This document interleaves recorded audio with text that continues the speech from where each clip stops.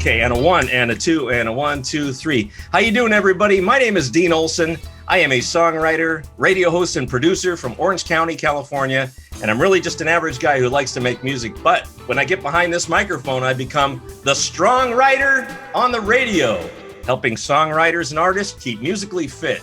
And the way I love to do that is through faith and hope and encouragement, by taking in the stories and experiences told to me by my wonderful guests, and by learning from the best in the business and passing it along to you. And now it's another beautiful day for a fantastic show, and I want to welcome you to it. Today, I'm going to break again with the usual musical format to bring you another one of my celebrity interviews. And what a beautiful shining star I get the chance to talk to for this hour. The woman you're seeing on the screen with me right now is the dazzling Ruta Lee. She is an actress and dancer known to both TV and movie audiences for her parts in Seven Brides for Seven Brothers, Witness for the Prosecution, and Funny Face, and so many other movies she's had parts in. And I remember Ruta on a Twilight Zone episode called A Short Drink from a Certain Fountain, and that was that's probably the first thing I saw her in, and then I had to go back and look at all the other things she's done. She was on a game show, High Rollers, with Alex Trebek. That might be enough to fill the show, but Ruta is now revealing to the public her memoirs. It's a book titled Consider Your Ass Kissed, and it will be released through Britain Publishing at the end of March 2021. And that's enough of the intro. Everybody, please welcome to the program the wonderful and incredible Ruta Lee. Oh, you lovely man. Just promise me that when the time comes, you'll do my eulogy. Oh, wonderful. Yeah, it might be longer than that one. So hope we have enough time for the show. Ruta, it is so nice to meet you, and you have a beautiful home right there, and a beautiful assistant who wasn't in the shot right now, but sounds like your life is, are you still working these days? Because you've had quite a career that went every single decade and hasn't stopped. That's true, although now I've become a much older lady, so the leading lady roles that I would normally have played are way beyond that now. But I still do a talk show for different channels that really works out very nicely, Lifestyles. Uh-huh. And it's nice to be on your end and interviewing wonderful friends, stars, celebrities that I know. But what a joy to be on your show, and thank you. Thank you. And my book, which is coming out titled Consider Your Ass Kissed, may strike people as a little bit bawdy or something. And I keep saying, relax, everybody. I mean it from the bottom of my heart as the most sincerest thank you I can pay you. If you've either watched me or been a fan of mine or a friend or followed me into theaters or whatever the case may be, consider your ass kissed. And all I can say about it is, if Jesus rode into Jerusalem on his ass, I can kiss it. Thank you. That's a wonderful line. That's where that takes us. So when you came up with the title of the book, maybe you did, maybe somebody helped you with that. You did. Oh, did I lose the audio? Oh. There you are. Okay. I'm so sorry. You cut out. Your sound cut out. So yeah, sure. Yours did too. Oh, good. At least we have something in common. But we're back. Thank you. But this is the beauty and the craziness of electronics. Yeah. Oh gosh, that scared me for just a second. But you know what? These things do happen. I'm used to it, actually. I'm sure you are, darling. Yeah. I have to tell you, Dean, I really admire you. You are a gentleman that puts your money where your mouth is. You are helping young people, maybe even older people, who need a little boost, who need a pinch on the butt to get them going when it comes to their musicality and what they might be able to contribute to the world. And it takes someone like you to pat on the ass or pat on the fanny and get people moving. So I salute you, darling. And I hope everybody is taking advantage of your kind offers. Oh, wow. Now can you do my eulogy now? Okay. That is fantastic. I sure appreciate that. I didn't even ask you to say that, and that was wonderful. But when you have a title such as the book, from whose point of view is the ass being kissed? Is it you kissing or they're kissing yours? I'm trying to figure out what that means. Me kissing, because I always feel like So many wonderful people in this life have been good to me, either in the television or the movie industry, or a choreographer or a director, or somebody that bought a ticket to come to a show that I was in, or somebody that sent me a beautiful fan letter or whatever. I always felt like I made friends, not fans. And I truly believe that. And so when I say, consider your ass kissed, that's the highest compliment I can pay you, that I would love to do. And I thank you very, very much. Everybody who's listening or watching today, God bless you and thank you. Oh, God bless you, Ruta. What a wonderful thing that you did. Now, did you know what you were doing, putting your memoirs? It sounds like there's just it's like a big treasure trove of material that you've gathered over, your lifetime, obviously. But it's like you jam-packed it into this book, didn't you? Well, let's put it this way. The book is not autobiographical. Well, it is to some degree, but it is not the story of my important life. It's wonderful tidbits from my life and the people that have helped to make my life so wonderful and so terrific. Look, it makes it sound like everything has been smooth as sailing all my life. Of course not. If you're in our business, show business is damn tough. You have to be so accustomed to no, to get that one breakthrough that's a yes. But for every one yes, you probably have 100 no's, Right. But that's true. It's been a wonderful business, and there have been people that have helped, whether they knew it or not, in my life. And I'm so grateful, and hence the title. That's great. So you're saying that hasn't been easy. That's probably a realistic, and I think we all know that deep down that's the way the biz is. You just have to get used to that. But you seem to go through it with such grace and such confidence, and even now the way you're talking, it just seems like you're. If life is throwing you those curveballs, and it knocks you down, just get up and dust yourself off, and let's go for it again. Because it's really not that big a deal, right? You just keep going. You just have to keep going. And of course, that's one of the things that I respond to in the book.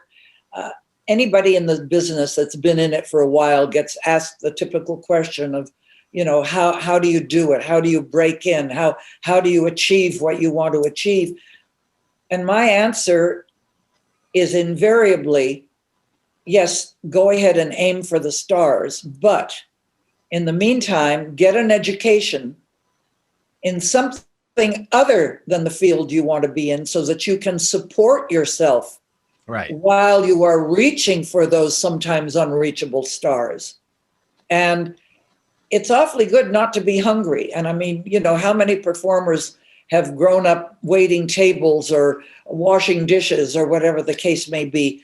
I think that there might be slightly easier ways, although waiting tables is damn fruitful when the tips come in if you're good at it.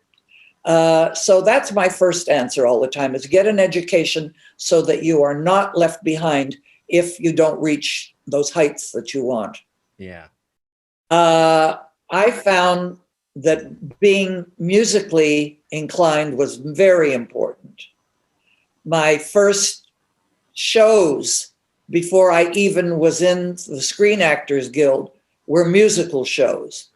One of my first shows was On the Town, and I was a chorus girl in it. And I talk about this in the book. My first crazy experience was I was a dancer. I started out as a dancer. And I wound up in the Times Square ballet finale of the first act in a little sexy posh outfit with the mesh stockings and the split skirt and the beret and a tight little black sweater, with a very, very strongly padded strapless bra. Uh-oh. God was good to me in every way except the breast department. Oh, no. Anyway, so the strapless bra in all the fancy movement got turned on me. Oh, I see. And I had one boob coming out here and one boob coming out the back. And the audience is applauding the end. And they also start to laugh because I've got two breasts coming out of different directions they should be normally coming from. So that's one of the sillinesses I write about in the book. Yeah. But musicals have always been very, very important to me. And I never thought of myself as a singer, was scared to death to the idea of singing. And then all of a sudden, there I was doing a show for the San Bernardino Civic Light Opera, Kiss Me Kate, and it required me to sing. Oh, yeah. And not in a chorus, but sing. And so I did. And invariably, you will appreciate this. Before my name went on above the title, if I was out on the road doing a show, the conductor would always say, "Oh, we can't lower the key for you." And I sing in the key of L, at least it sounds like L. Anyhow, they'd say, "We can't lower the key. The orchestra will get too muddy sounding if we lower the whole thing." And I would invariably get laryngitis because I was singing in keys that were too high for me. Yeah, you're straining or when whatever. My title went above the title, Ruta Lee in The Unsinkable Molly Brown, Ruta Lee in Annie, Get Your Gun. I said, "Sorry, folks, do what you have to do, but lower the keys." And from then on, I never had laryngitis. Oh, good. But did you make a splash that way? I mean, were you noticed when you did Unsinkable Molly Brown and things like that? When I did Unsinkable, one of the loveliest compliments of my entire life that I'm still floating on came from Meredith Willson, the writer of Molly Brown, of Sound of Music, not Sound of Music. Music Man, right? Music Man, yes. Right.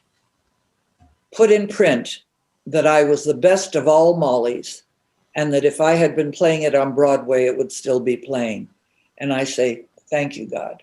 That was quite a compliment. And that made me, I think it secured me in the belief that I could do it no matter what. Right.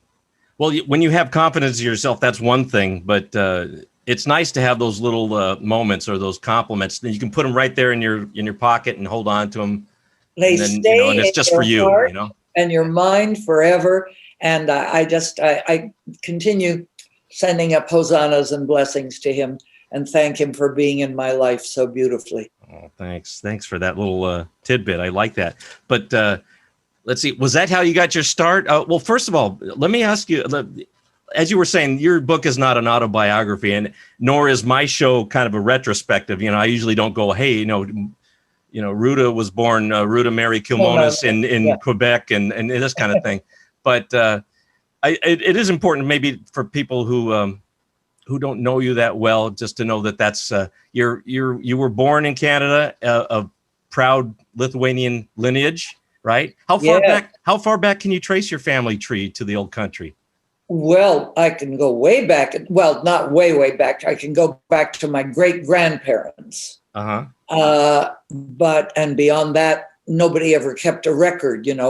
The record was kept in the church, and when the Russians took over, God only knows what was still left in the church in the way of record. Right. But I visited in the town where my parents were both born, raised, and married. I visited the church that they were married in. It was quite an experience. And most of it was all filmed by television crews there because it was an interesting thing. I'm a big deal in Lithuania because I'm one of the few Lithuanians to, in quotes, make good in Hollywood, at least that claimed to be Lithuanian. Oh, yeah. Jean Barry was Lithuanian. Oh. My girlfriend, Anne Gillian, whom you probably know, and if you don't know, you should have on your show because she was one of the stars of Sugar Babies on Broadway. Oh, wow. And so she's very musical.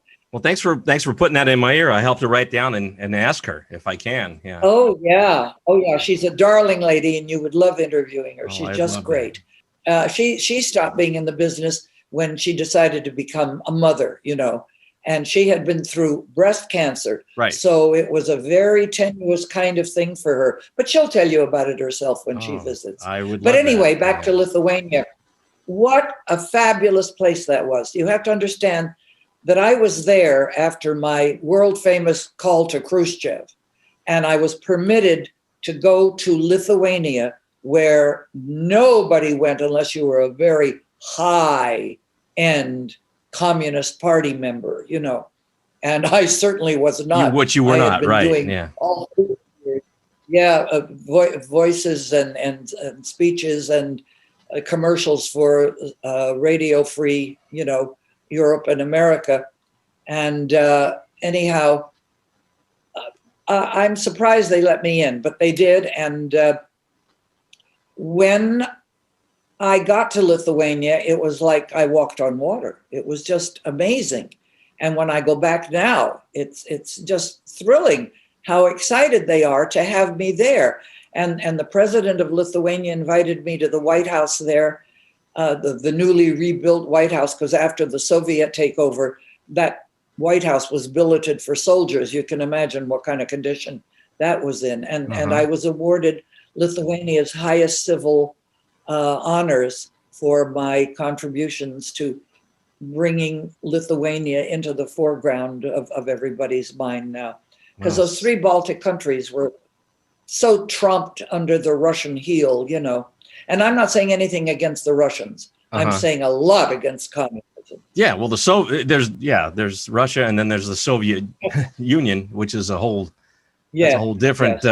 What were the other Baltic countries? Latvia, maybe, or Latvia and Estonia. Estonia, sure, okay. Estonia. Yeah, Estonia. Yeah. I'm trying to remember my in elementary school learning about those things. Yeah, because I'm amazed that you learned about the three Baltic countries, because they weren't even on the map all those years that the Russians. Well, Estonia was one I remembered. In Latvia, I had learned about later on. Yeah, but it's sort of right above Poland. So I always like to try to learn. Nowadays, I can't keep up. There's so many little fragmented countries after. Well, what nationality are you? Well, let's see. I think we can trace it Irish and. Yeah. And Scottish. Yeah, my mother can tell you exactly. She's always fiddling with the family tree and trying to find new things. But that's where our lineage goes that direction, and Scotland and Ireland. Yeah. But my surname Olson was somehow along the way we got. You were a Scandinavian. Yeah, it's a Swedish surname. Got in the woodpile there. Who's to say how that stuff works out? But that's why I was asking how far back can you go. It's pretty typical when you get to the great grandparents, and then it starts to splinter off. Or some people have it go straight through, and they know exactly how they can go all the way back to. Well, now I suppose lineage can be followed, but in those days, in these poor little towns, there was nothing to remember. Everything was passed down verbally in folklore, right. And nothing was written other than the church had a record of a birth or a marriage. That was about it. Yeah, I'm glad somebody was doing that stuff. I wasn't certainly writing down these things. It's a big responsibility, a big undertaking to keep track of all that stuff and pass it down. But I'm glad my mother's picking up the mantle on that thing. But, well, who else in your family were musicians? Me. That was just about you? It. Yeah, just me. Wow. Yeah. I just got a love of music through my parents. They each one had a different taste, and I was fascinated with radio and all the records I would listen to that were passed down from my parents, and I just wanted to make my own stuff, and so I taught myself different instruments and I'm hearing taught myself to sing. Are making a revisit in this generation, that discs are coming back. Isn't that strange? So? Yeah, I wonder how that'll catch on. Because it might be just a kitsch, or it might be a fun thing for the moment. Yeah. But they're trying. They're giving it a good go. I think so. Yeah. I've got 1 million of them that I'd like to sell. Oh gosh, you have a nice collection, do you? I bet I do. Yes, I do. Yeah, that's a lot of fun. Well, listen, I did grow up. I did mention in the intro that I grew up seeing you on TV. That's my first impression. I think I saw you on the High Rollers with Alex Trebek. That was the thing. Because and who knows, when I told you what my age was. So I, as a teenager or as a young man in the 70s, game shows were great. because that's what you saw on TV in the mornings. I don't know how I remember every one of them because I was supposed to be in school at that time, but I think it was like vacations, or if I was sick, I was watching things like The Price is Right or Card Sharks or I remember your show was, you were only there on it for a short time. You weren't there for the entire run. 2 years. 2 years. I was there for the entire run, daytime. And then the producer's wife did the half a year or whatever that it went on nighttime. Okay. But Alex, of course, was another fellow Canadian, born in Ontario, in Sudbury. Sudbury, I think. Yeah, you're right.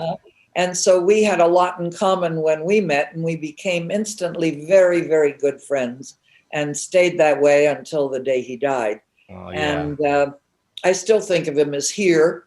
I'm glad that I'm still able to see him on television reruns and whatnot. Yeah. And his, both his wives are very good friends. His first wife is one of my dearest friends, and his second wife, Jean, is again another exceedingly dear friend. Yeah. And we're friends together. In fact, we're all going to have dinner tomorrow night. Oh, that's wonderful. That's a nice thing to do. Yeah, I'm sure you had I'm sure you have a sort of a bonding because both of you lost the love of your life. Yes. This last year. I mean, I lost my father, so my mother went through that same thing probably around the same time in the fall. She lost our father. They were married for almost 60 years. Well, my darling Webb Lowe, right, was one of the executive vice presidents of he was Bonanza, he was president, but of McDonald's, and so he grew up in the food service industry, and was just the most wonderful man. And I say this so proudly that we were 46 years together and there wasn't a crossword between us. And that's saying something, isn't it? Just astounding to me. And I think the reason was that he was a quiet, laid back man with a wild, wicked sense of humor. So that whenever the bad stuff hit the fan, we managed to laugh our way through it. And so any kind of anger got turned to laughter very fast, and it was great fun. And I was blessed, and thank God all the time for this wonderful time that we had together. God bless you. I think that's a great thing, but that's something to be said. You had some kind of formula that you had all those years to do it. Well, my darling Debbie Reynolds, who was like better than a sister to me. She was my dearest friend. I think that she married that last loser of a husband of hers. Who was that? Fisher? Richard Hamlet. No. Yeah, of course. One. Yeah. Number 2 was Harry Carl. Number 3 was Richard Hamlet. 1, 2, and 3 were shits, to say the least. No kidding. Yeah. I didn't know. Yeah. Well, I don't think that Harry Carl meant to be, or that he was. He was exceedingly generous and good, but he was a gambler, and he blew all of his money and all of her money too. And yes. Richard Hamlet was well on his way to doing exactly the same thing, only not gambling, just sort of managing to swipe a little here and swipe a little there, and it was a mess. But she said, I think the only reason I married Richard Hamlet is that he looked like and reminded me of Webb. Wow. So I'm sorry, honey, sorry. I get my Hollywood references mixed up. You'll forgive me for not knowing everything about all the the Hollywood royalty and their backgrounds. I was starting to mix up. I was starting to mix up people like Sid Luft or things that Judy Garland was Oh well, all the different all these different people. They people use the term losers for like what you were saying, Harry Carl or whatever. All the what these but people they weren't did. Losers. These were guys that had it going for them, but screwed it up terribly. Yeah, that's and how it is. I stop and think one day. The only time, no, it wasn't the only time, but one of the first time that I met Elizabeth Taylor was the first time that I ever met and saw Marilyn Monroe. And we were all, this is in the book, Okay. We were all at a big birthday party at the Sands Hotel in Las Vegas that Frank Sinatra was tossing for Dean Martin. And at my table of 20 or so was the creme de la creme of Hollywood, you know. And there I was, and I had gone up on location to Kanab, Utah, not expecting to be spending any time in Vegas. So I'm in a little cotton summer dress, and everybody else is in their jewels and spangles and beads. And sitting across the table from me was Elizabeth Taylor, then married to Eddie Fisher. Right. And she was gorgeous, needless to say, and with the fabulous jewels and the hair and the tiara and all of that good stuff. And then into this great big huge showroom walked Frank Sinatra with Marilyn Monroe on his arm. And I have to tell you, the whole room gasped because she had that inner glow that separate people. And I don't know whether it's because she was in a spangly dress with a white fox and that platinum hair. Yeah. But it was like a spotlight hit her. And she came to the table and she took that spotlight away from Elizabeth Taylor and kept it for the rest of the evening. And it was amazing that Elizabeth, at her most beautiful, lost that spotlight to Marilyn Monroe. Wow. But yeah. that was kind of stardom in glowing letters, you know? That is a phenomenon. Where do you think that comes from? Do you think that's like a divine gift that's bestowed on people like Marilyn Monroe, for instance? I do. Yeah. I do. And you know who else had it? The Gabors. Oh, yeah. Every one of the Gabors had it. The three sisters? Including the most wonderful one, their mother, Jolie. She was extraordinary. She walked into a room and owned it, the same as any of the Gabors did. When they walked into a room, they took it over, which is quite a compliment. So it's easy to see how the sisters took after the mom then, I guess, or, you know, it was passed down, that whole glow or whatever you're saying. Yeah. They learned a lot from that mom. Eventually, I want to get back to asking about Alex Trebek, but since you mentioned Debbie Reynolds, a good friend of yours, maybe you could tell me about, I was so fascinated when I was learning about you and she and the others that are involved with the Thalians. This whole thing, I really wasn't aware of it or didn't know a lot about it. And apparently it's been going on for a long time and you do great work. Yes, we are now in our 60-something year. Wow. That's a group of young Hollywood people, and I wasn't part of the group then, I joined about 5 years later, got tired of being called pot-smoking, sex-minded idiots who had nothing to contribute, and said, you know, we get together to hang around and have drinks and sing around the piano and laugh and tell jokes. Yeah. Why don't we put a group together and sell tickets and raise a few dollars for a charity? So they sent out Jane Mansfield and Mamie Van Doren from your neck of the woods. She lives down in Orange County. Okay. I didn't realize that. They sent them out to look around for a charity. And they found a doctor. They came back originally saying, all the good diseases are gone, but let me tell you what we've got. They found a doctor who was dealing with emotionally disturbed children, who described an emotionally disturbed child as likened it to a rotting apple in a barrel. Oh, yeah. That rotten apple can affect the entire barrel if not taken care of, and the spoil not cut out.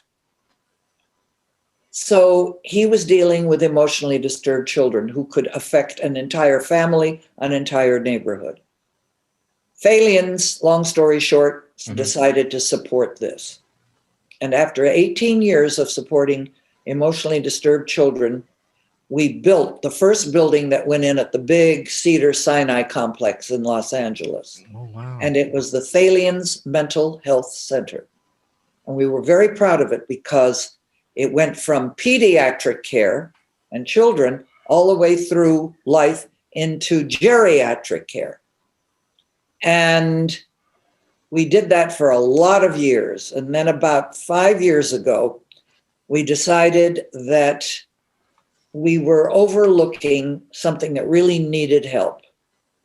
And that is the emotional health of our returning veterans, our boys and girls who are so willing to put their lives on the line for America, but we're falling through the cracks. Right. Health-wise, and above all, mental health-wise, when they got back to the U.S., which should be giving them the best that there is in America to offer. And so we became very involved with UCLA and a group called Operation Mend. And Operation Mend is pursuing healing the broken bodies, the smashed heads, the blinded eyes, the broken bodies of our returning veterans, whereas we Thalians are hoping to heal the broken mind and spirit of these beautiful young people. We owe them everything, and we must be sure to give them everything. So I would beg any of your listeners who have $5 or $50 or $50,000 to go to our website, which is the Thalians, THALIANS.com, or go to rutalee.com, and you'll find a way that you can contribute. And Debbie now has gone on to meet her maker and do shows up in heaven, but she will be smiling down on all of us if we continue to support this wonderful cause. And so in advance, I thank you for anything you might be able to do to help the Thalians and Operation Mend. That's touching, and you explained it so eloquently, and I appreciate I appreciate everything that went into this. I mean, it sounds like it's a lot of people. I don't know how many people are involved, but I just know you and Debbie Reynolds, and I guess you have a lot of honorees that are part of that you group. Name everybody in Hollywood, from Frank Sinatra to Whoopi Goldberg to Liza Minnelli. They were all our honorees, and we did the most spectacular, wonderful shows. But then it became very expensive to hire the hotel. We got everything for free. When I say everything, I mean the talent came. Yeah. Whether if we were honoring Clint Eastwood, well, then everybody and his brother wanted to come and be part of the package that would entertain for Clint Eastwood because he'd done so much. But it became so expensive. Liquor was expensive. The food was expensive. Yeah. The orchestras were expensive. The sets and the costuming were expensive. So we tried to make it, Yeah, and of course. Our last big event was at the House of Blues before it got torn down, which was wonderful. And the one before that was at the Playboy Mansion. So that was, a big ticket number, and that went very, very well. But I've got to tell you that I'm so proud of us, but now COVID has done us all in, and we're not able to do any kind of a in-person event. And that's what we were famous for, was our fabulous shows that we were able to do.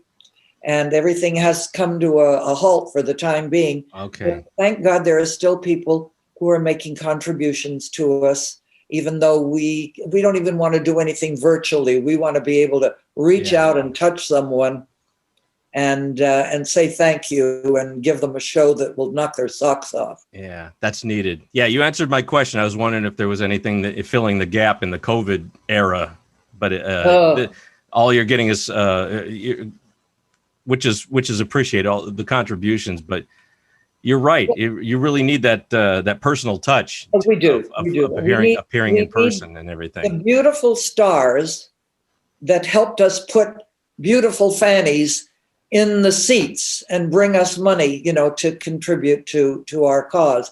And, we've had some pretty interesting people in the fold. Our first president was Hugh O'Brien.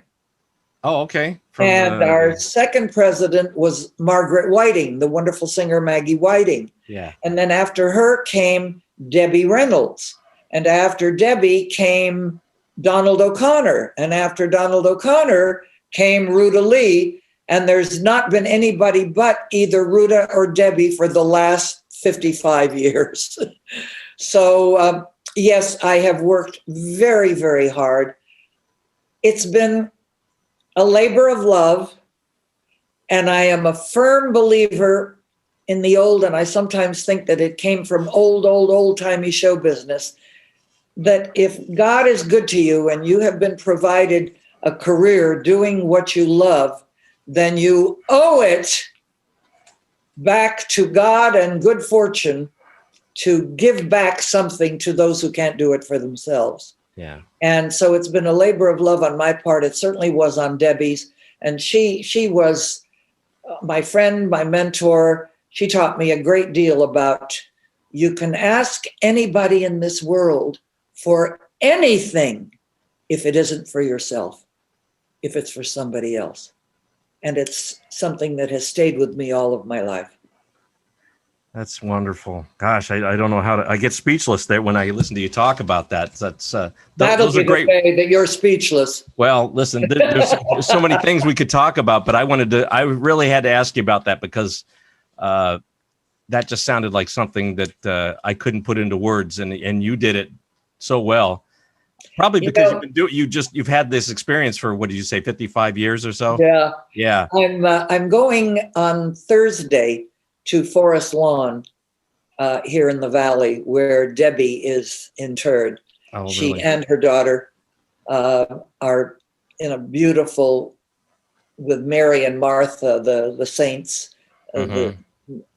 They're sisters, but this is mother and daughter in this case, with her right hand, Margie Duncan, who ran the studio, and her left hand, Donald Light, who was her live-in helper, caregiver, driver, doer, whatever. So we're going to have a picnic out on the grounds and say hello to fabulous, wonderful Debbie. What a sweet thing. Wow, you sound like such a special woman. I'm glad I'm getting the chance to meet you. And you still sound so bright and chipper for how old did you say you were? 65, 55? What was it? I forgot.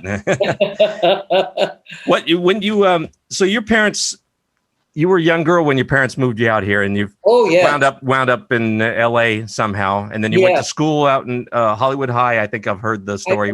First, you see, I've been brought up in Catholic schools all of my life. Yeah. And Lithuanians are, 95% Catholic. The rest, I think, are probably, maybe it's like 90%, with 5% being Jewish and 5% being maybe Lutheran, Okay. But so I first went to Immaculate Heart. First I went to a mid-school, junior high, they call it. And then when I went to high school, I went to Immaculate Heart High School, where Lucy Arness also went. She followed me, of course. I see. Okay. Quite a bit later. But there my father used to have to drive me to school and drop me off early so that he could get downtown and go to work. And then I'd have to sit on the curb and wait for my father to pick me up after work, which was probably 2 hours after I got out of school. Right. So I'd go across the street and get sexy novels, and read Mickey Spillane novels. No kidding. Sitting on the church grounds. Anyway, then I wound up going to Hollywood High because they had a school bus that would pick me up. So I took the school bus all the time with Ozzie and Harriet's children. Oh, okay. So that was kind of fun. A sweet memory of my school bus ride every day. So Ricky and David there with you. Ricky and David, right. Are you talking with them, or they just happen to be on the same bus with you? No, we talk. I mean, kids are always screaming and laughing on the bus, Of course, yeah, that's the way it is on the bus. Yeah. But you also, I think I heard you in some interview where you're talking about your first job was over, or maybe it wasn't your first job, but you worked at Grauman's Chinese, right? Well, when I was in high school, summers off from school, of course, I took a job as an usherette. And for the young people in your audiences, there used to be those things, ushers and usherettes that would, with their flashlights, show you to your seat in the darkened theater, And that was the ideal job for me. At 45 cents an hour. Yeah. Well, whatever. It is what it is. But I could stand at the top of the aisle with my flashlight and watch movies. And I worked at one theater that did artsy fartsy kind of movies. And then I sort of stepped up and got a job at Grauman's Chinese in Hollywood. Whoa, what a miracle, you know. And the pretty little Chinese uniform and the bottom, the black pants. Oh, you wore everything. You got the whole part there. Yeah. Oh, yeah. And I stood there with my little light and I'd watch, oh, my Lord, you know, Mitzi Gaynor and June Haver and Betty Grable and everybody, all those beautiful queens of the movies on the screen, and just pray that someday I could do that too, you know, just dreamed of it. Then I got promoted to Candy Girl. Now you have to understand that math has never been my long suit. Okay. And nevertheless, everything was okay because everything was 10 cents, 15 cents, 25 cents, 50 cents at the most for a big bucket of, you know, popcorn. That was fine. I could deal with those numbers easily and make the right change.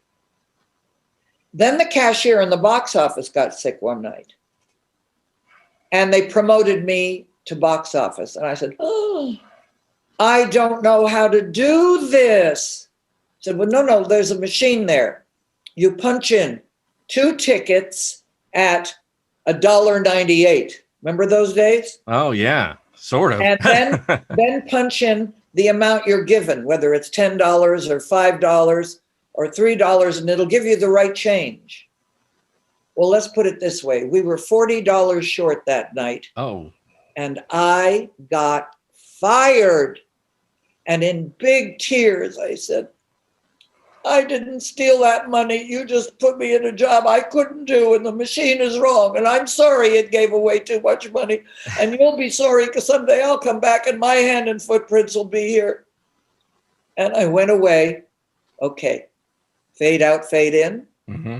A lot of years later, I get my star on the Hollywood Walk of Fame. And where is it? In front of the friggin' box office. Yay!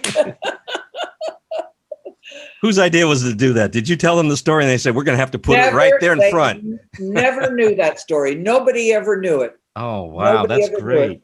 But so, yeah, you weren't a thief. You were just bad at math. That's bad at math. Yes, exactly. I'm still bad at math.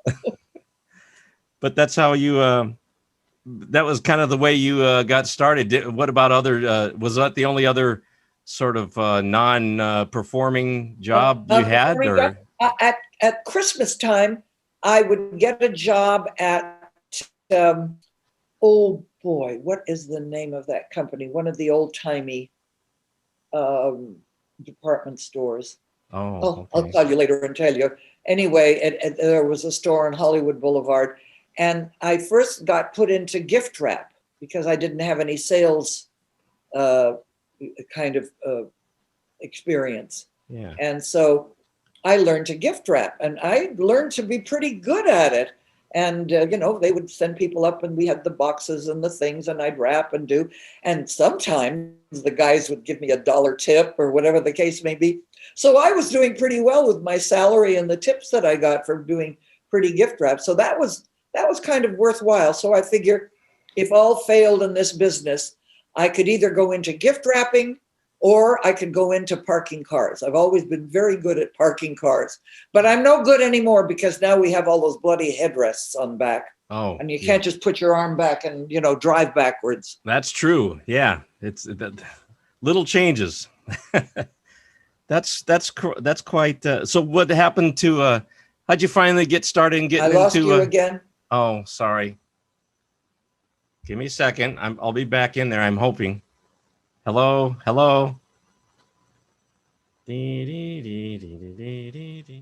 Oops. Oh, there we are. Oh, you just needed to, I don't know. Did you have to push something to make that happen? Okay. I threatened it with bodily harm. It happened a couple times, but I'll get through it as long as you can. So it's magic that we can do it at all.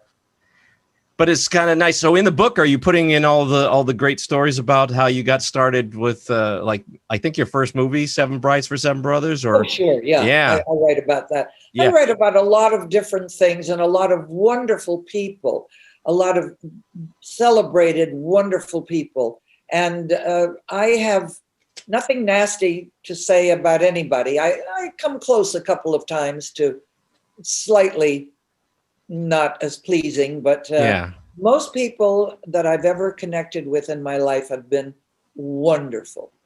And, you know, I have learned, I don't know whether I learned, my mother tells me that, she told me, that I was a very gregarious child and loved everybody and would kiss the first bum I walked into or a drunk lying in the street, or climb up the stairs and ring the bell and say hello to somebody that answered the door. That I was always very loquacious and gregarious. And I learned early on that it was so easy to put a smile on someone's face that maybe had a dour, sad expression. And my husband used to say, Ruta introduces everybody on an elevator ride. God forbid it wouldn't be a pleasant experience.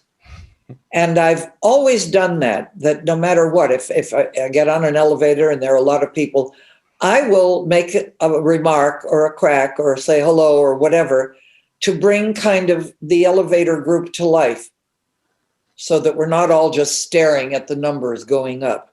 Right. And it's so easy to make life just a little sweeter if it's just even for a moment, by bringing a smile to their face, by either saying hello or complimenting them on their shirt or shoes or hair or whatever it is.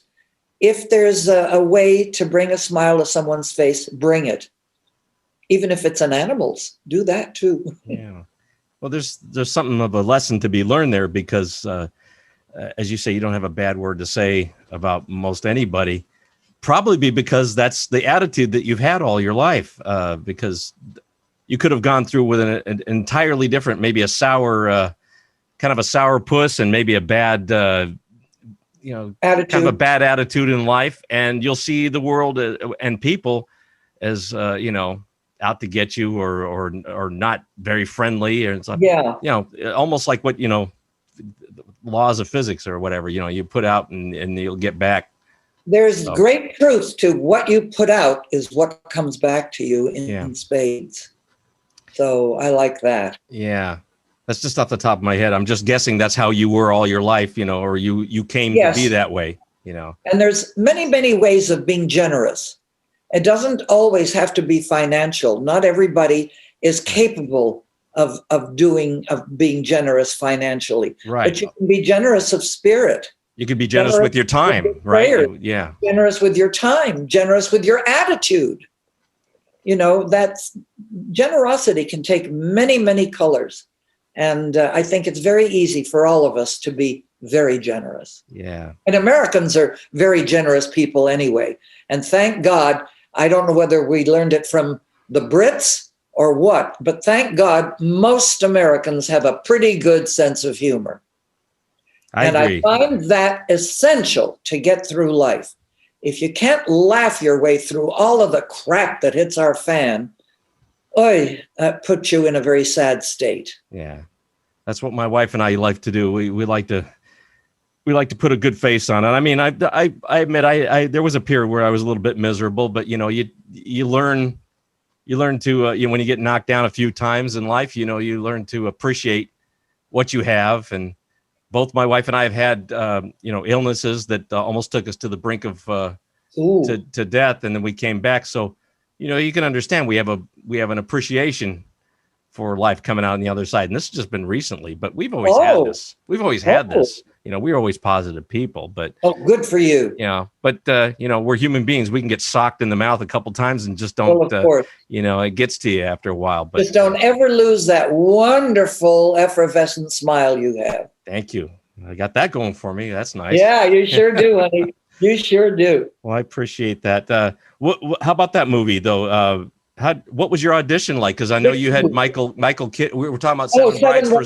Yeah, because I told my wife who you were because I don't think she recognized the name right off the bat.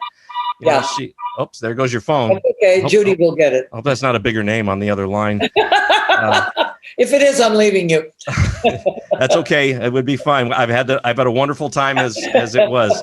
But the audition for that, what was that like? Was it anything special? Do you put that in the book? Maybe how you got that? Yeah, part? I did put it in the book. I picked my mother up. I was up in Idlewild with my high school dance teacher at a dance seminar.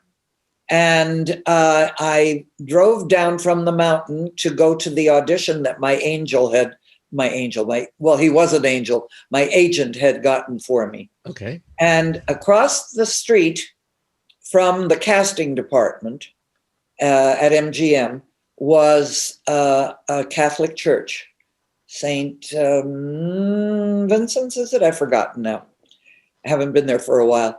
Anyway, my mom went in to light a candle and pray. I went into the audition, and I considered myself a bit of a dancer then. I was young, and I did a little something balletic for Michael Kidd and for our director. And then I was asked to do something a little more jazzy, and I thought I did that. And then I was asked, could I do something a little folksy? Well, what else would I do but a good Lithuanian polka? That's as folksy as you get, right? And I don't know whether the polka got me the job or my mother's prayers, but there you are. But it happened for you. That's good. But it happened. And then to be teamed with Matt Maddox, whom I had just seen in a show at the theater downtown, the Civic Light Opera Theater then, before the new one now, in a show that had also been written by Meredith Willson. And he was the sexiest thing I'd ever seen, in a pair of leather pants and boots and a whip doing a number. And I just fainted and died. I thought he was so divine and so sexy. And then when they said, Matt Maddox is going to be your husband, I thought I'd died and gone to heaven. You know, this was really something. That. Good. It worked out well. Then when I saw these dancers that we had were some of the best movie dancers, some of the best of America's ballet dancers, I couldn't believe that I was chosen to dance with some of these people. I mean, they were really strong dancers. And in the warm-up bar, you know, BARRE, the ballet bar every morning, I sort of wonder, what the hell am I doing here? How did I get so lucky? Thank you, Jesus. You know, but it was an amazing experience. Amazing. Well, that Michael Kidd, he's, I got to see, I saw that it was coming on TCM. I DVR'd the thing so I could watch it again because I hadn't seen it in a bit, but yeah, it's strong on the dancing sequences. That's just fantastic stuff. I mean, if anything, of course, it has all the songs and the Johnny Mercer stuff. And that's the thing that grabs me, is that all the dancing is so, the precision and all the, you know, and of course the talent. You had Russ Tamblyn and you had Matt Maddox and adorable guy. All the dancing. I think that's why I think they cast dancers first before. You know, dancers that could act. I think that's what they were looking for. That's exactly it. That's exactly it. And boy, what an experience that was. The dance sequences took about 6 weeks of rehearsal. But stop and remember that they didn't do it in real snow. They had to do it part of it was in real snow, but the dance sequence, the Lonesome Polecat number with Matt doing the axe and the thing and the sexy moves and the guys with the saws, that was all done in mica, you know, which is nasty stuff because it floats and you get it in your nose and your lungs. But what a number that was. And that's that fabulous Michael Kidd, who never thought about ballet dancing as being anything but butch and fabulous. You know, we always think of ballet dancing as a gay boy's dance. It's not true. Uh-huh. Dancing a ballet takes more energy and stamina than playing a football game. I can see that. I can see it when I hear that. Yeah. Mm-hmm. I don't know that from experience. It wasn't my thing, but I understand it when I see it. Yeah. Consider your ass kissed, Ruta, because you were one of my favorite women in the movie. You were standout as one of the good looking lasses or whatever in the film. We were all so cute, and I liked them all. I liked Jane Powell and I liked Julie Newmar. Yeah, but there was something special about you and the. My wife will tell you I'm not partial to blondes, but when I do, I've lost you again. Oh, I'm sorry. There you are. You're back. Okay. You're back. I was about to sit there and confess my infatuation for you in front of my wife. You need to interview Julie Newmar. Oh yeah, I met her one time. Oops, lost you again. Oh, good grief! What are we doing here? Testing.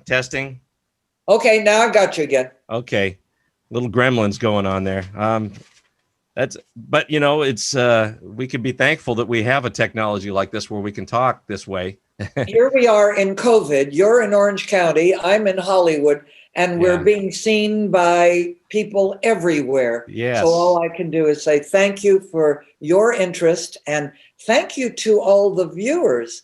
I'm so glad you joined us today, and I hope you'll join us next time I'm on, and when Anne is on, and when Julie is on.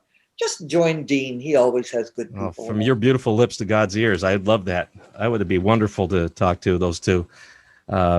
Julie's pretty busy. I don't know anything about Anne. I've never considered because I thought she was just, I don't hear much from her. I think that, she isn't doing a lot. Kind of gave up the business. Yeah. And she did become a spokesperson for the American Cancer Society, which she, of course, can speak to and of from her own experience. But she's very, very beautiful and wonderful, and I look forward to working with her. I'd like to do a series with her. Oh, that'd be nice. That would be so nice. I feel like we're getting close to. I don't want to keep you on for forever and ever, even though I love it. It's but I did want to crowbar your relationship with Alex, because Alex Trebek was one of these people that you remained friends with over years, even though you only worked for those 2 seasons, right? And he does the foreword in your book, so I think that's it's only fitting. I'm so sorry that we lost him, but what kind of man was he? What that we didn't get to see? Because a lot of people knew him from his game show stuff, and then from of course Jeopardy. So he came into people's homes all the time, and you think you know who he was. Was that also him? Yeah. What kind of man was he? He had the most outrageous sense of humor and was very, very funny. He could have been a stand-up comic. Yeah. He was of Russian and French, I believe, descent. His father was Russian, and he was very, very good with accents. His tongue was able to do almost any accent. He did Indian accents, which are not easy to do. Mm-hmm. And he loved jokes and stories and would always come up with some wonderful accent to heighten the interest in the story, So he was absolutely marvelous. And he always had a great punchline for anything anybody said. He had an additional zapper to add to it. He was married to 2 fabulous girls. One was one of the Playboy bunnies, the first one, Elaine. Okay. And the second one is a great beauty. He liked pretty women. And they have 2 wonderful children. His son, Matthew, otherwise known as Matt, has restaurants in New York, up in the Harlem area. And so I suggest everybody go give those a try. Okay. And his daughter, Emily, is very good at what her father was very good at. He could redo it physically himself.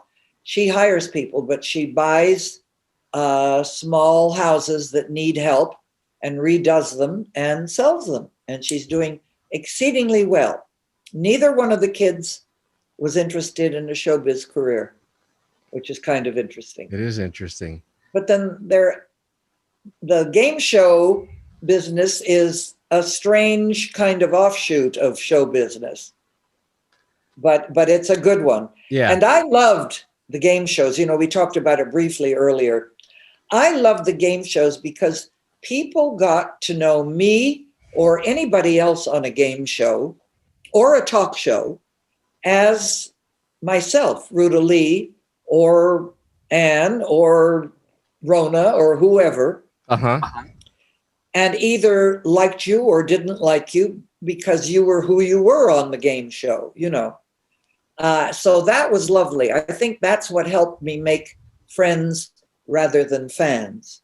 And when you make a friend, they sort of stay with you, you know, all through the years and the things that you're involved in. So I find that very, very good. And I'm just hoping that all those friends will stay with me and go out and buy my book. Yes. It won't be expensive. Maybe they'll learn more things that they thought you knew. Right. There are fun things in it and wonderful photographs. Wonderful photographs that go not in islands, but all the way through the book. Right. With each story. I tried to and I couldn't get all the photographs I want, and they only allow you so many, you know. But I find that when I read a book, I love going through either biographies or autobiographies that have pictures that go with the stories, you know, that to me. Yeah, that's always nice. Heightens it, yeah. Yeah, it does. Yeah, and I like pictures because I'm more of a, I love to see what I'm reading even, and it's just a lot of fun to sort of look at the old times, you know, things that happened a long time. What the game shows, I know that as of late they've been rebooting a lot of these things. It's just not the same to me. It doesn't have the same flair. And there was a charm for these 60s and 70s game shows to me, at least. Maybe it was because we didn't have all of the media that we have now, from Facebook to Zoom to this to that mm-hmm. Thousands of ways to get information about people and so on and so forth. In those days, we had the major networks and the few news channels, and then you had the Hollywood reporters. But beyond that, you didn't get to meet personalities except that way. Yeah. So I think it was a great entree for us as celebrities, either whole celebrities or half-assed celebrities, mm-hmm. to visit in your living room or kitchen or bedroom or bathroom and spend time with you on a very personal level that you didn't get to do otherwise. Yeah. And you quickly, I think you mentioned Rona Barrett's name for a split second. That was her presence, you know, along with the other, you know, critics that were out there.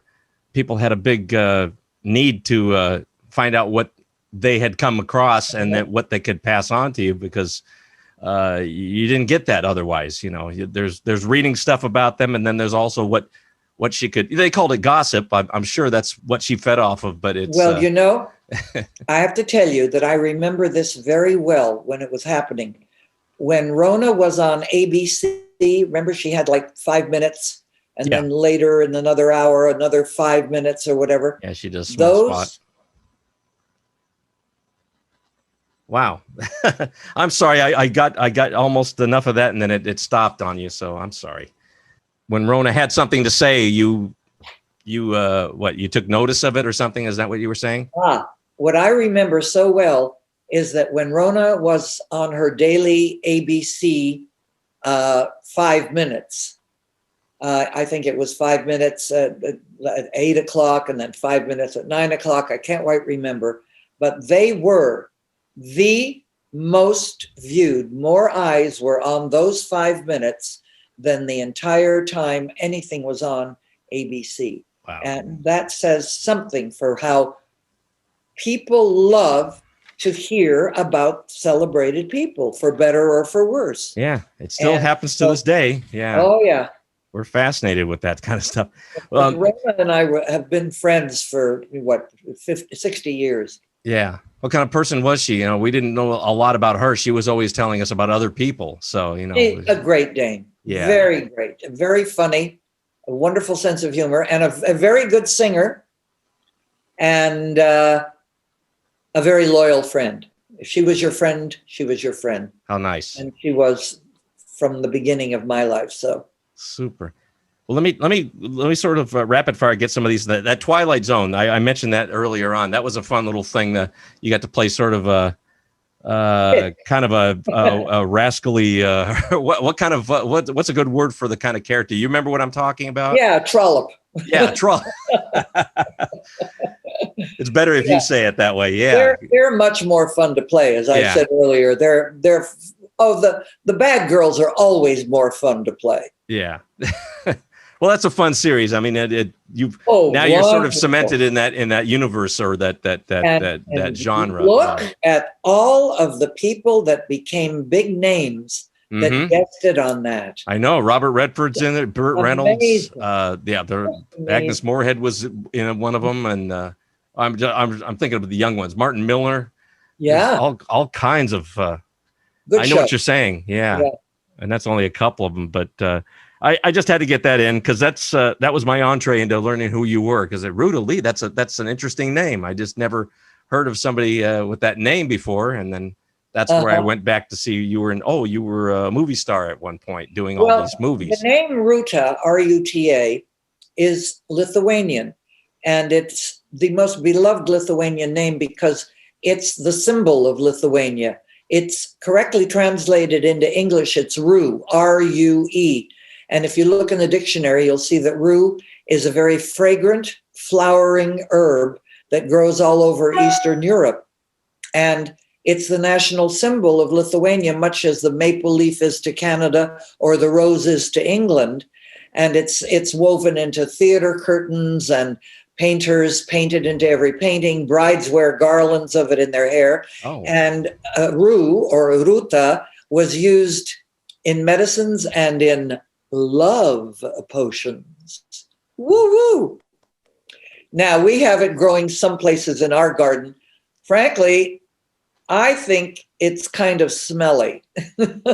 Well, but it's a fragrance you get used to. Let's put it that way. And it's what I'm named after. And Rue McClanahan, of course, of the Golden Girls. Yes. Oh boy, was I jealous of those ladies. I thought that was the most wonderful series. And I've never envied anybody anything, but I envied all those girls those roles. I just thought it was so wonderful. Anyway, I don't think that she's in any way Lithuanian.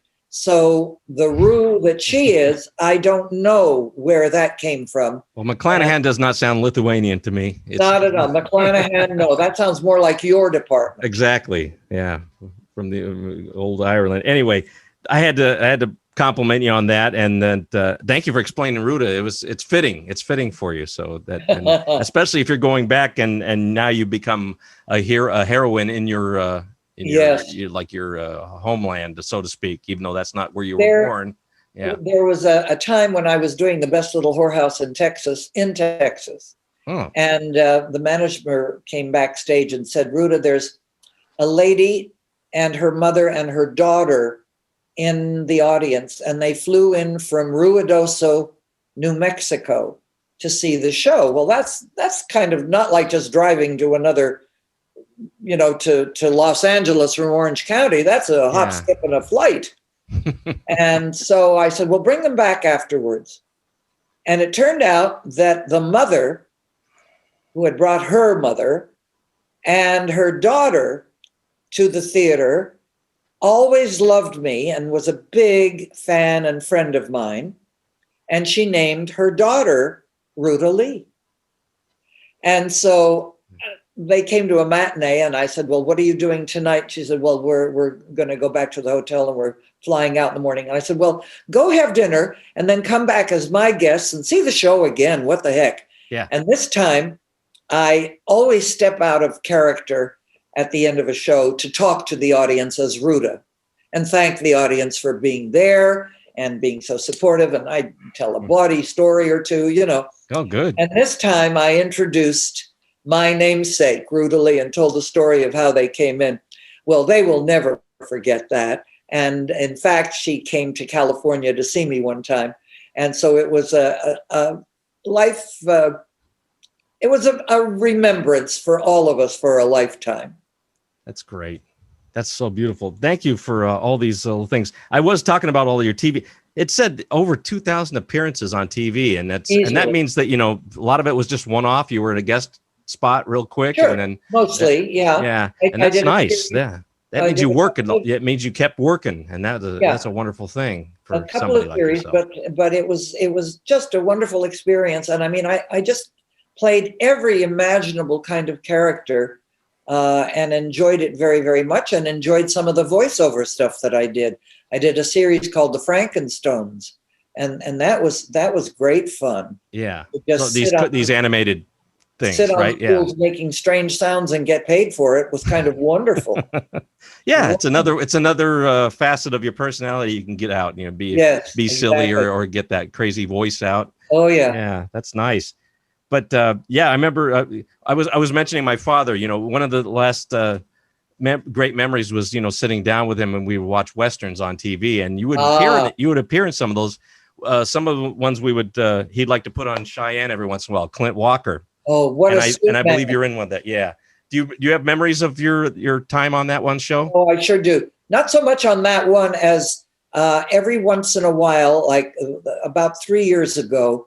We all got together at something called the Gathering of Guns that takes place in another state. And a lot of Western stars are there, and people come in from all over the world to get their autographs and pictures and discs and, you know, whatever the case may be. And then we do kind of a show with questions and answers, and everybody is wonderful. And Bob Fuller comes in, and everybody. Yeah, yeah. That was another one my dad liked, Laramie. Yeah, exactly. Clint was there, and I had forgotten how sweet a man he was. We're talking about Clint Walker? Giant guy. I mean, he's what, 6'6" or something? Exactly. He was large. and the sweetest, gentlest teddy bear of a guy. Just wonderful. And off the record, I just enjoyed that he's a conservative guy. I used to listen to him talk, and he was very passionate about this country and loved. Most cowboy stars are. Yeah. I think they grew up with a love of the history. They had to know a little bit of the history of what they were playing, they being either male or female.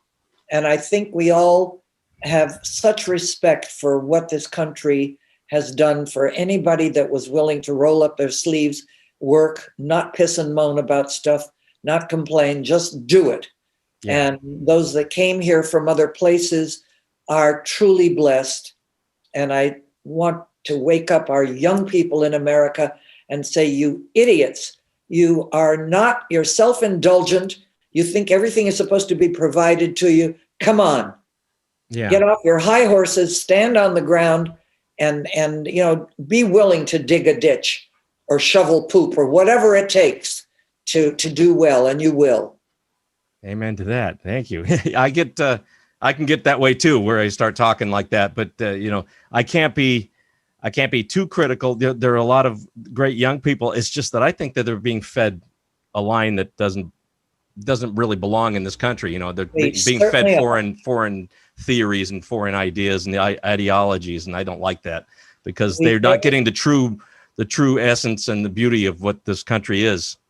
We made a mistake when we did not pay a great deal of attention to who was teaching what in college or even in high school.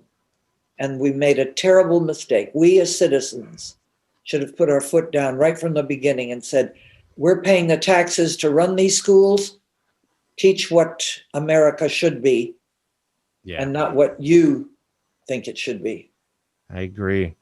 Speaking of Westerns on TV, Gunsmoke, I heard there was a cool little story that you were in there playing another trollop. Okay, I love that you're doing this all the time, because it's fun to do that, because you know, when you're not really one, it's fun to like get that side of your personality out and enjoy. I don't know how you get into that part. Have you witnessed do you sort of get into other people's personalities that you might have witnessed to play that like maybe in another life I was. Yeah. I don't know. You would buy into it, but I would say, she seems like such a nice girl, but yet she's in this profession with Amanda Blake for some reason. But well, I heard that I'll keep it moving here. But the James Arness, I heard did he knock you out on the set? He did. What was the story? Yeah. He had a scene where I'm, being a very kind of sexy little bitch. And I invite him into my room, and I'm sitting in the bed and saying, kind of come hither stuff and being very flirtatious. And he picks me up, throws me over his shoulder, quilt and all, and takes me out of the room down to Miss Kitty's room to drop me off in her room. And in the process of getting out of the room, it wasn't a door, but a curtain that crossed the door. In swinging the curtain back, his body swung, and my head hit the shoulder, over his shoulder. My head hit the door frame, and he knocked me out. Wow. And I came to, and there he is with big tears pouring down his cheeks. Oh, he realized that you did that. Oh my God, I'm so sorry. Oh, thank God I didn't kill you. That was kind of a sweet moment to come to. Yeah. So you regain consciousness, and who's in front of you with this face looking at you? Yeah, my hero. Oh, he was sensitive enough that he felt like he did something bad. I'm glad. Jim Arness was brother to Peter. Oh my God, what's his name? Peter Graves, right? Peter Graves. Thank you. All of a sudden, I did a blank. Yeah. I don't know how many people know that. And he did, and when you know that, and then you watch old Gunsmoke or anything else he was in. And you listen to his voice, you almost feel you can hear the similarities there. Yeah. My husband Webb looked very, very much like Peter. I have a photograph of the two guys, my husband and Peter, lifting me up, and he was quite similar. He was a cross between Clint Eastwood and Peter. Oh wow. Good thing you married him, right? Because then you got to see that all the time. It sure was a good thing. Hopefully, I have to know what. So, toward the end of Webb's life, so he had a stroke. Is that right? He had a stroke, and it didn't paralyze him, but it did affect his brain. Oh, did it? Okay. And he started going into dementia while he was still. But he even died looking good, as far as that. Yeah.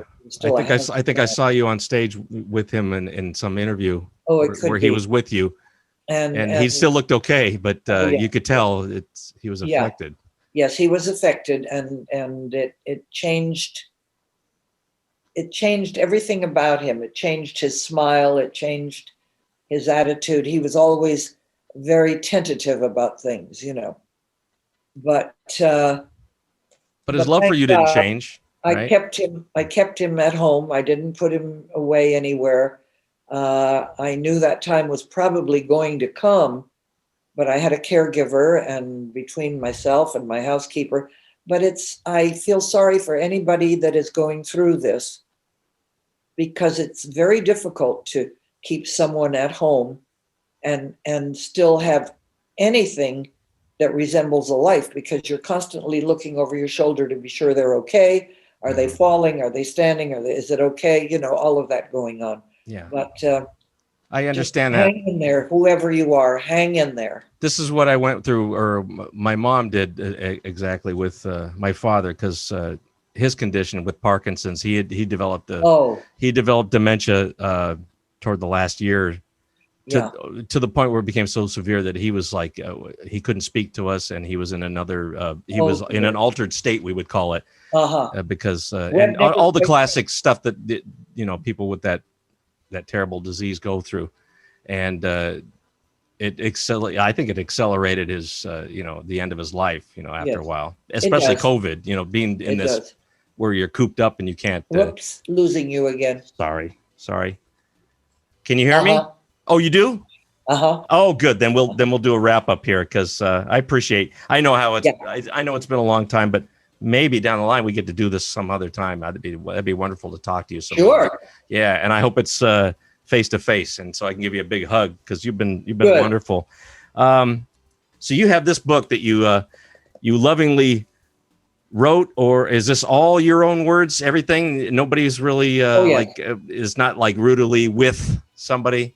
This is all you. No, it's not with anybody. That's great. It's with that a friend who said my stories really should be shared said, I'll sit down and I'll record everything you say, which he did, which included every burp, every telephone call, every dog bark. Oh, we gotta hear that. I got to hear those. That'd be wonderful. Then we sat and cut everything apart and tried to piece it together in kind of chapters that made sense. Yeah. But it's all my words and straight from the heart.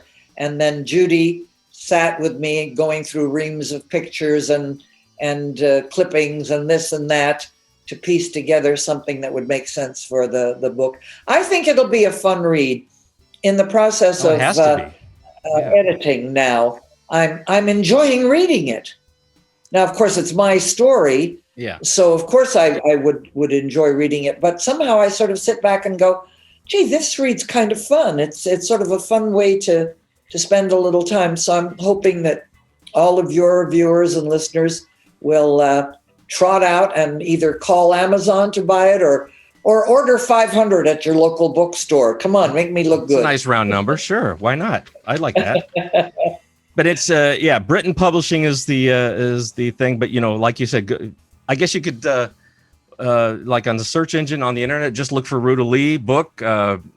Consider Your Ass Kissed, something like that, and then or go to Amazon. What's the best way? Just go to Amazon and find it. Yeah. I have no idea what the best way is, but I know that it's available on Amazon. As long as they go get it. And I always, I don't want Amazon to hear this, but I always feel like you should support your local bookstore, your local restaurant, your local drugstore, your local anything, you know. That's a great way to do it. Yeah. Businesses are suffering terribly. Yeah. So anyway, I want to thank you. Yeah. Thank you for the time that you've given me and shared with your audience. Thank you very, very much. What a sweet present. I'm sorry we had to cut it short. I could go longer, but I am getting the hook. I am getting the hook from Judy, and I perfectly understand that because you did give me a little bit extra time here, and it's been wonderful to talk to you with Ruta, and it's I don't know how else to thank you for being with me today. It's been a real pleasure, and I can't wait to tell my mother that I talked to you. We'll meet in person, and I will put you in touch with a couple of my girlfriends, and I think they're musical people. They will be very happy to be talking to you and your music-loving friends. Oh, how wonderful. Whomever you have in mind, please tell me, and I will, I'll treat him with the same respect that you get here. So. All right, darling. Thank you very, very much, and God bless you and your viewers, and stay happy, stay healthy, stay careful. Thank you, Ruta. God bless you. It's wonderful. Goodbye, Judy. Thank you. I appreciate everything you did. And you take care. Ruta Lee, everybody. Thank you. Have a good rest of the day, and I enjoyed it a lot. Have a good one. Will do. Bye, baby.